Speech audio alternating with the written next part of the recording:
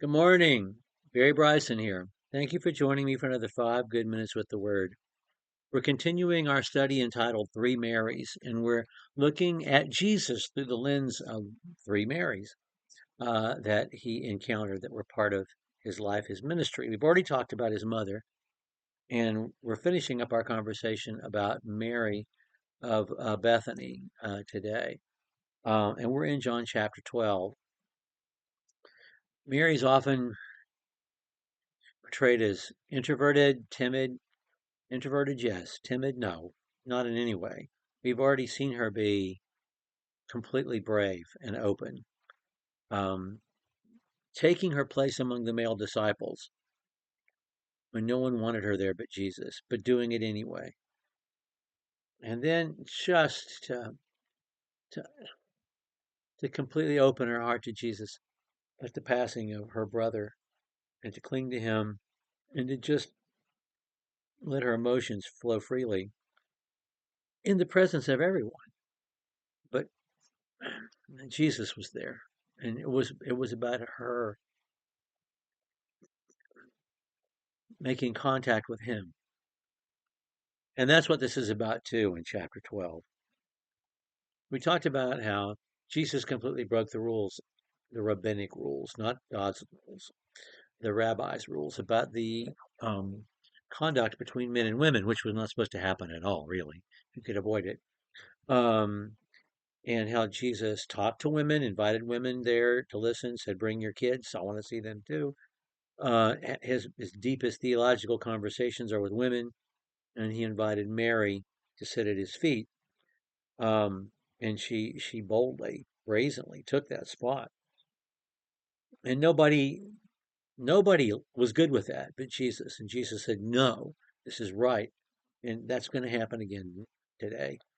Jesus has raised Lazarus from the dead, and he himself is going to die in a few days. And nobody else seems to understand that. Although he's told them multiple times, "I'm going to Jerusalem. I'm going to be delivered up to the Romans by the Jews. They're going to crucify me, and in 3 days I'm going to rise." He said those words that plainly to them, and they've not listened to him. Well, some of them have. At least one did, because there's one person, maybe more, but there's this one person on the earth who knows what's about to happen and who communicates to Jesus, "I know who you are, and I know what you're about to do for all of us, and it matters to me." John chapter 12. Jesus, therefore, 6 days before the Passover, came to Bethany, where Lazarus was, whom Jesus had raised from the dead. So they threw a supper for him there, and Martha was serving. Of course she is. What else would Martha be doing? Lazarus is one of those reclining at the table with him. Mary, therefore, took a pound of very costly, genuine spikenard ointment and anointed the feet of Jesus and wiped his feet with her hair. And the house was filled with the fragrance of the ointment. And Judas Iscariot, one of his disciples who was intending to betray him, said, "Why was this ointment not sold for 300 denarii and given to the poor?" He said this not because he was concerned about the poor, but because he was a thief, and he had the money box, and he used to pilfer what was put into it. Jesus therefore said, "Leave her alone, in order that she may keep it for the day of my burial. The poor you always have with you, but you do not always have me."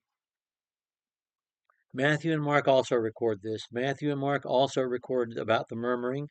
Matthew and Mark also give us other details, like the fact that she had it in an alabaster a bottle, which was itself expensive, and that she broke the neck of the bottle so you couldn't put the stopper back in, so that she had to use all of it at once.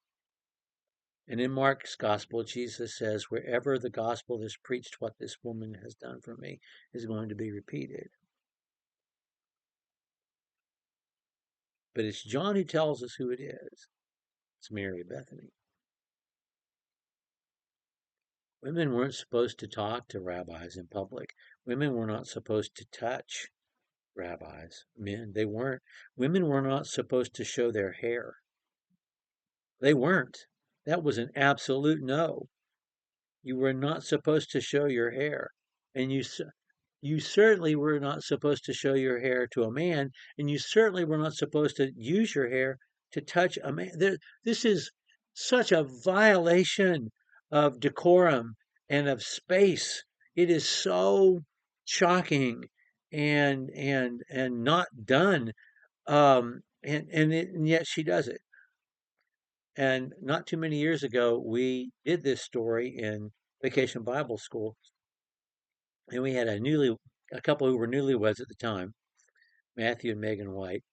And I remember we got newlyweds because when we were casting, I said, we're going to have to get a married couple because I'm not going to ask a woman to rub her hair over some man's feet. And Melinda Golden said, no, we're going to have to get newlyweds because anybody who's been married very long, not going to do that. And we did. We got newlyweds, and Megan did it, and it was amazing. And it had not lost its ability to shock. The ointment comes from the Himalayas, and Judas got the value about right, a year's wage for a pound of pure nard. Uh, and you used it by cutting it with oils because it was so pungent, it was so strong. But that's not what she did. And when you harmonize the gospels together and you get this image of her breaking the neck off the bottle, just that in itself is shocking. And then to uncover her hair and to pour it on his feet and then on his head and then on his feet, as Matthew and Mark tell us, and then to start drying his feet, dabbing his feet with her own hair.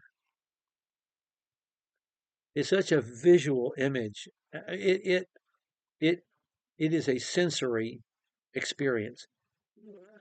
It engages all of our senses. We can smell it so intently that we can taste it. There's the tactile part of it. There's what we hear. Um, there's the it just engages all of our senses. And and in that moment, she is saying to Jesus, and this is how he understood it because it was clear between them. I know what you're about to do. You are about to die for us. I get that. I know this.